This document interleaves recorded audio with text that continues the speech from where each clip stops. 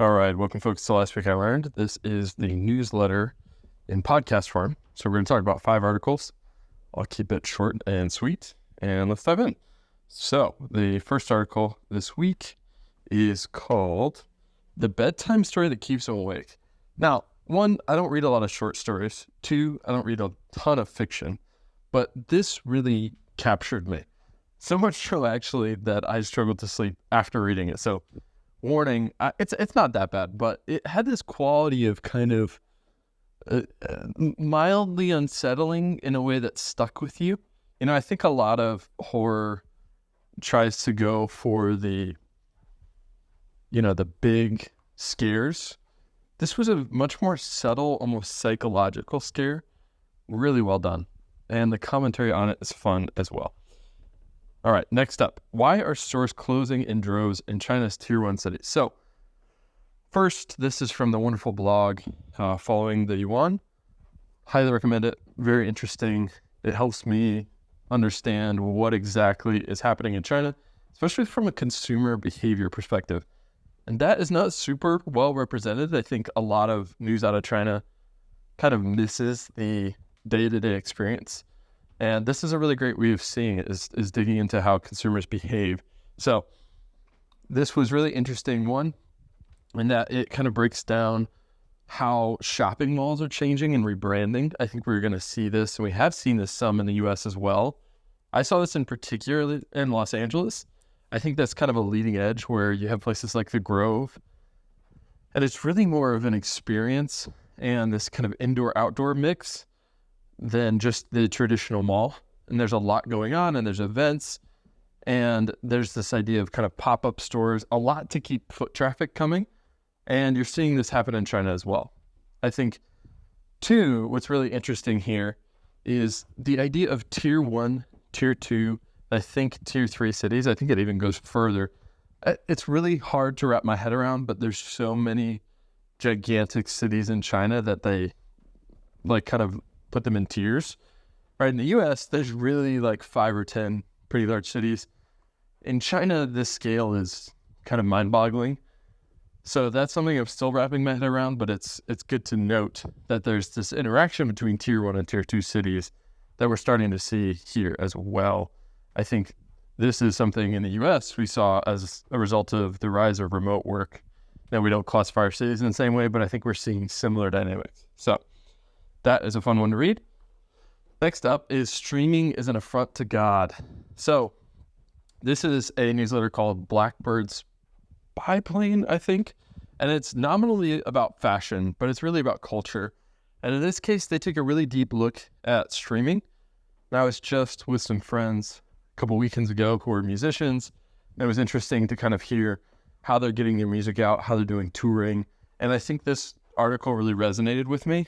So I think there's a lot of new things that are being tried when it comes to music consumption. So I know friends that have iPods again and just have downloaded music.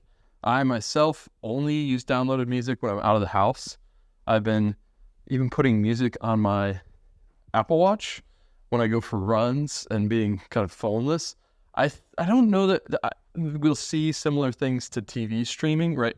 Where it used to be all bundled with cable, and we saw some unbundling happening where we had Netflix and Paramount and all these streamers popped up. And then we were seeing a reconsolidation of that, right? Disney ended up taking over Hulu and merging that. I don't know that we'll see that in streaming, but there is something happening. I don't think it's going to come from the companies. I think it's really going to be about devices and form factors. And we've already seen this with the rise of vinyl. But there's something about owning music. There's something about having to kind of struggle and search for music that makes it worthwhile. And I think we're going to start seeing some kind of comeback with that. Now, I'm trying an experiment on my own where I'm saving music and trying to have it surface to me. I haven't fully built it out, but it's similar to what I've built for articles where I get a random article emailed to me every day. I'm working on something like that for music. And I think there's going to be something to that, some more engaged, involved, and uncertain way of discovering new music rather than the Spotify model where you search for what you want and you find it and it's exact, or you just have a random playlist spitting music at you all day. All right. Next up, the business of check cashing. So I have not used a physical check in a long time. I use the digital checking thing on my app on my phone, but this was really interesting to understand the kind of banking infrastructure that underlies checks and how it's actually related to the credit system. So Matt Levine has this phrase that is, everything is securities fraud, right? And it's his way of explaining that, whether it's tweeting out that you're going to take your company private or an executive having an affair, it's security fraud, right? Because shareholders can sue because of negligence and say that the value of the company is down as a result of that. I kind of have a theory that everything is credit and we just don't know it. This is really interesting. One example here is PayPal. So I used PayPal for many years, going way back. And it pops up on your credit report as JCPenney because they partnered with JCPenney for some reason to make that happen, or at least they did in my case. And I got it removed from my credit report because I didn't think that PayPal would show up as a form of credit, but it does since it's settling funds and it's effectively doing, a check cashing process behind the scenes. So I thought this was really interesting for understanding how banks work, how credit works. I highly recommend Goliath by Matt Stoller for a deeper dive here. And then also Matt Levine's money stuff over at Bloomberg is incredible for learning more about how the markets work. I guess I should point out too, Scott Galloway and both his markets podcast and his podcast with Kara Swisher called Pivot have taught me a lot as well. All right.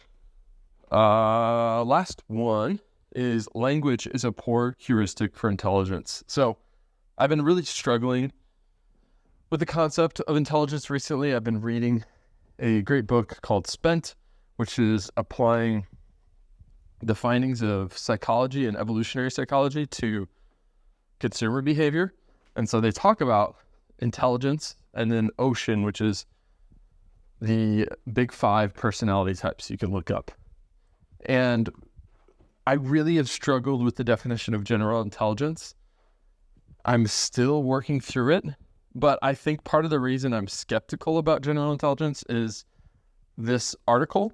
It's really difficult to judge. We don't always measure it very well, and one of the big mistakes we make when it comes to intelligence is assuming verbal ability is a good proxy for intelligence, right? And it is in some cases, but one example for me is I speak English and I speak Spanish. If you heard me speaking Spanish, you would not assume I'm very intelligent, right? And I think this is a problem that many people face when they're working with their second or third or even fourth language and someone else is a native speaker, is you underestimate intelligence, right? And in this article, the author talks about folks who are nonverbal because of some type of disability. And that is particularly tragic to see. And I was lucky. I grew up with a friend who struggled verbally, but was brilliant. And so I got to see that and I understood it as a kid, but it's really difficult. That's not widespread. And it really, I think, holds us back. And what I love about this article is it takes this very human problem and then it applies it to AI and talks about this shift that I hadn't noticed where computers used to be an answer machine, right? You would say 5 + 5 and that equals 10 because it was deterministic. Well, with AI, we're now in the world of probabilistic, and we're still thinking of computers as if they're answer machines that are going to give the same answer over and over again. It's no longer true, and our brains are struggling to understand that because we use language as a heuristic for intelligence. So we hear these AIs spit out really flowery, smart language, and we assume they're really smart. Well, they're basically probability models, and they're trained on huge data sets, and they have a lot of information at hand, and you can see stuff like retrieval augmented generation, RAG for short, is improving the accuracy of these models, but they're still probabilistic. If you ask the same question twice, you will get different answers. And we have to be aware of that and not be misled by assuming they're more intelligent than they are. All right. And then finally, in this week's newsletter, which I have linked, I have 2 albums of the week provided. It's something new I'm trying, as well as a playlist I curate for the month of September, just based on stuff I've been listening to. So give those a look if you're interested. Thank you so much for joining me.